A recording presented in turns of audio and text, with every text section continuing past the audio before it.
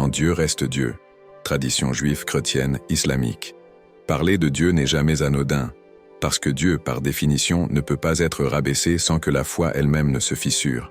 Alors regardons simplement comment Dieu est considéré dans les trois grandes traditions.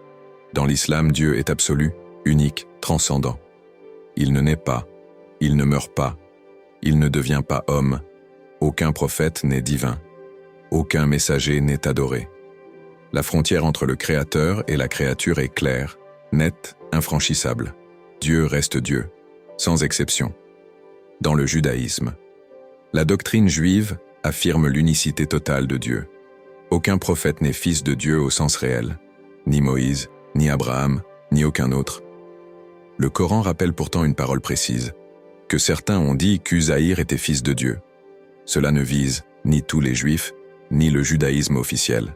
Cela vise une déviation réelle, probablement portée par un groupe limité, mais suffisamment grave pour être dénoncée. Le Coran ne généralise pas historiquement. Il condamne théologiquement. Car même une erreur minoritaire reste une rupture quand elle touche à Dieu.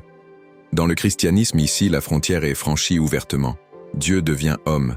Il mange, il se fatigue, il souffre, il est humilié, il est tué.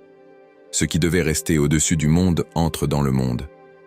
La transcendance n'est plus seulement approchée, elle est transformée. Conclusion. Dieu ne peut pas être à la fois absolu et soumis aux limites de la créature. Soit il est au-dessus du monde, soit il en fait partie. L'islam refuse toute concession.